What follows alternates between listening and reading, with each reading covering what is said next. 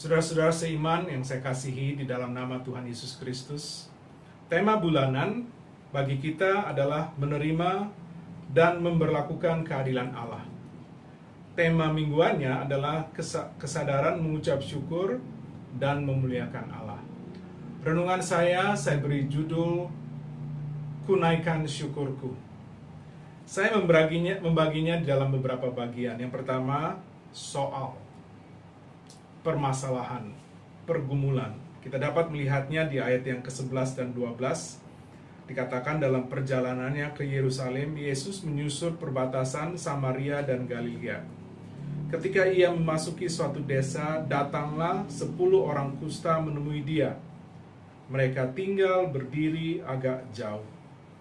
Ada dua hal mengenai permasalahan atau soal yang sedang dihadapi, yaitu kusta dan kelompok. Pada saat Yesus sedang menuju ke Yerusalem untuk suatu pelayanan, ada 10 orang yang mempunyai penyakit kusta menemui dia.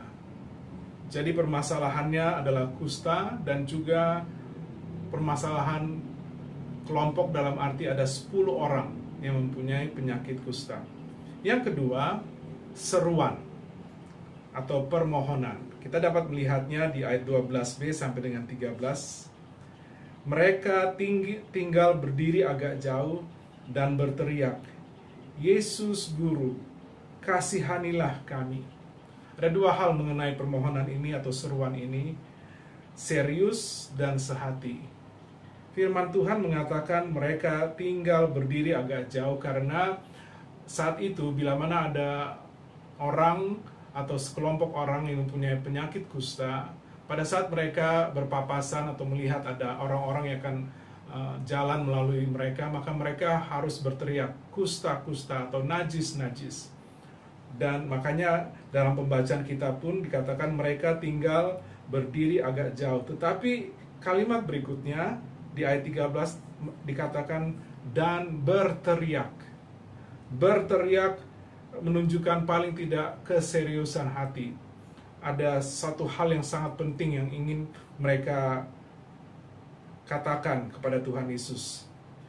Dikatakan, "Yesus Guru, kasihanilah kami." Tidak hanya seruan mereka serius, tapi mereka juga menaikkan seruan ini dengan sehati. 10 orang meminta kepada Tuhan Yesus untuk mengasihani mereka. Kemudian yang ketiga, sabda. Ayat 14 mengatakan, lalu ia memandang kepada mereka dan berkata, "Pergilah, perlihatkanlah dirimu kepada imam-imam." Ada dua hal juga mengenai hal ini. Yang pertama, perhatian. Ayat 14 diawali dengan kata-kata, lalu ia memandang mereka. Kita harus belajar dari Tuhan Yesus. Walaupun ada pelayanan yang harus dia lakukan di Yerusalem dan sedang menuju ke Yerusalem, tetapi pada saat ada yang ingin menyatakan suatu kebutuhan, Tuhan Yesus tidak langsung mengabaikan. Bahkan Tuhan Yesus berhenti dan mendengar. Sebagai pelayan-pelayan Tuhan, hamba-hamba Tuhan, walaupun kita mempunyai tugas dan tanggung jawab untuk pelayanan, tapi marilah kita tidak terlalu sibuk sehingga pada saat ada yang mungkin datang kepada kita untuk meminta suatu permohonan, kita mendengar, kita memperhatikan seperti Tuhan Yesus. Kemudian yang kedua, Tuhan Yesus bersabda, dia memberikan perintah. Dikatakan, "Pergilah, perlihatkanlah dirimu kepada imam-imam." Pada saat itu Bapak Ibu sekalian, rekan-rekan, saudara-saudara seiman, bila mana seorang dinyatakan tahir dari kusta, mereka harus membawa diri mereka kepada imam-imam, karena hanya imam-imam yang akan mengatakan bahwa mereka sudah sembuh. Dan perintah ini adalah sabda Tuhan Yesus. Artinya, saya mau katakan dalam semua permasalahan kita, jalan keluarnya ada dari firman Tuhan. Mazmur 107 ayat 20 dikatakan, disampaikannya firman-Nya dan disembuhkannya mereka, diluputkannya mereka dari liang kubur. Jadi sebagai kesimpulan, bila mana kita ada pergumulan, ada persoalan, dan kita sudah menaikkan doa-doa permohonan kita, maka satu hal yang penting yang harus kita perhatikan adalah kita mendengarkan firman Tuhan. Kemudian yang keempat, sikap. Kita dapat melihat sikap 10 orang ini setelah mendengarkan firman Tuhan. Kita dapat melihat ketaatan mereka melakukan apa yang Tuhan Yesus perintahkan. Ayat 14a dikatakan, dan sementara mereka di tengah jalan. Artinya pada saat Tuhan Yesus mengatakan pergi, mereka tidak menunda-nunda. Mereka tidak berpikir-pikir. Mereka tidak membahas tentang hal ini di antara mereka. Tapi saat Tuhan Yesus bilang pergi, mereka pun pergi. Dua hal tentang ketaatan, kita harus melakukan segera tanpa tunda-tunda, dan kita harus melakukannya secara keseluruhan, tidak setengah-setengah. Kemudian yang nomor 5, sembuh. Kita lihat ayat 14b dikatakan, mereka menjadi tahir. Sebagai catatan, rekan-rekan sekalian, Bapak Ibu semua, pada saat Tuhan menyembuhkan, adalah kedaulatan Tuhan untuk menentukan cara penyembuhan itu. Bagi 10 orang kusta ini, mereka memintanya dari jauh. Kemudian Tuhan Yesus memerintahkan mereka untuk pergi kepada imam-imam.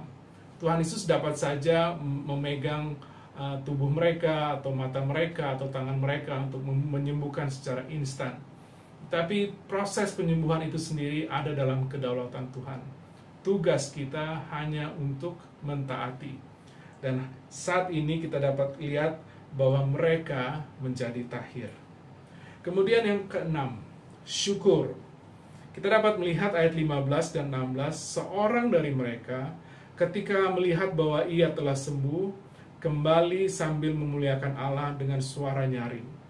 Lalu tersungkur di depan kaki Yesus dan mengucap syukur kepadanya. Orang itu adalah seorang Samaria. Ada dua hal. Ada pujian dan ada pengucapan syukur. Yang pertama, pujian. Dikatakan kembali sambil memuliakan Allah dengan suara nyaring. Dari 10 orang, 1 orang dari mereka, dan orang ini adalah orang asing dari Samaria, ia kembali kemudian memuliakan Tuhan. Ini menjadi pelajaran bagi kita bahwa tujuan akhir dalam menerima kesembuhan, dalam menikmati berkat, bukan berkat itu sendiri, tetapi kembali kepada Tuhan yang memberikan berkat itu. Apakah itu materi, kemakmuran, ataupun kesehatan, kita harus kembali kepada Tuhan. Seperti orang Samaria ini dan memuliakan Allah. Kemudian yang kedua, pengucapan syukur. Ini menjadi tema pada saat ini, ucapan syukur dengan sadar. Kita lihat ayat 16, lalu tersungkur di depan kaki Yesus dan mengucap syukur kepadanya. Orang itu adalah seorang Samaria. Kita belajar mengucap syukur pada saat Tuhan memberkati kita, kemudian kita kembali kepada Tuhan dan memuliakan namanya.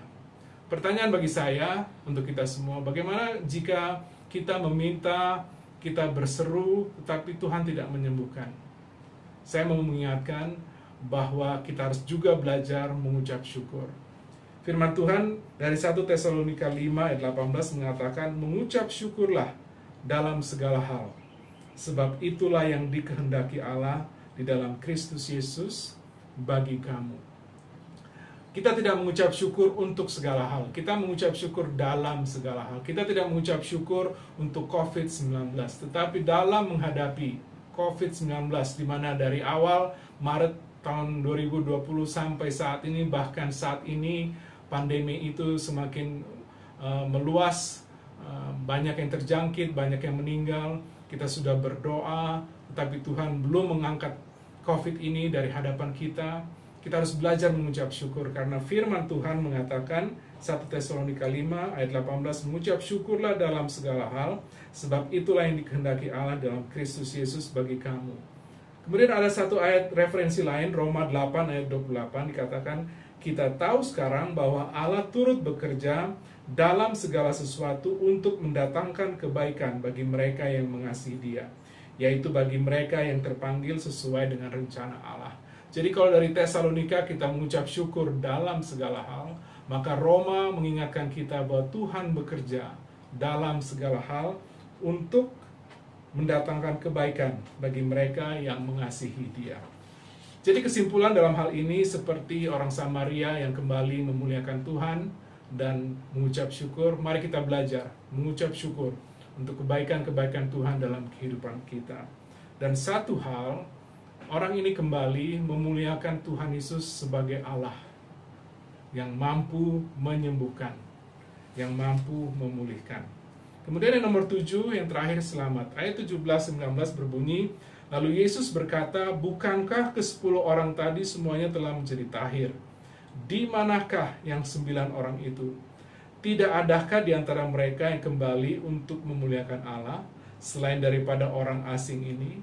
Lalu ia berkata kepada orang itu, berdirilah dan pergilah, imanmu telah menyelamatkan engkau. Hal ini menjadi pelajaran bagi kita bahwa tidak semua yang Tuhan berikan berkat, baik itu kemakmuran maupun kesehatan maupun pemulihan, jiwanya diselamatkan. Tetapi ini juga mengajar kita bahwa tidak semua orang yang mungkin tidak sembuh, mengalami kesusahan dalam kehidupan ini juga tidak berarti bahwa jiwanya juga diselamatkan. Karena baik sembuh ataupun tidak, yang menyelamatkan adalah iman kita kepada Tuhan Yesus. Mengucap syukur, ini menjadi teladan bagi kita bahwa orang Samaria ini tidak hanya menerima pemulihan jasmani, tetapi jiwa dan rohnya diselamatkan. Ini juga mengingatkan kepada kita bahwa mujizat yang terbesar bukan mujizat dari sakit menjadi sembuh, tetapi mujizat terbesar adalah keselamatan dari mati menjadi hidup. Aplikasinya sebagai penutup untuk kita semua, bagaimana kita dalam menghadapi permasalahan-permasalahan dalam kehidupan. Apakah masalah ekonomi, apakah masalah relasi dalam keluarga, apakah masalah pekerjaan, masalah pelayanan. Kita belajar dalam firman Tuhan, pada saat kita menghadapi pergumulan-pergumulan ini, kita datang dalam doa, kita berseru, meminta pertolongan Tuhan. Kemudian kita mendengarkan firman Tuhan, dan kita belajar untuk taat, karena dengan ketaatan kita menerima pemulihan. Kemudian sikap kita adalah sikap dalam ketaatan yang segera dan dengan sepenuhnya, bukan setengah-setengah. Dan bila mana kita mengalami pemulihan, dan pada saat kita mengalami penyembuhan, mari kita kembali kepada Dia yang memberi berkat, yaitu Tuhan Allah sendiri, dan memuliakan namanya, mengucap syukur dengan puji-pujian. Dan yang paling penting juga rekan-rekan sekalian adalah keselamatan kita. Ini menjadi pengucapan syukur yang terbesar, bahwa kita diselamatkan bukan hanya dari sakit menjadi sembuh, tetapi dari mati menjadi hidup. Kiranya Tuhan Yesus memberkati pemberitaan dan penerapan firman-Nya. Haleluya.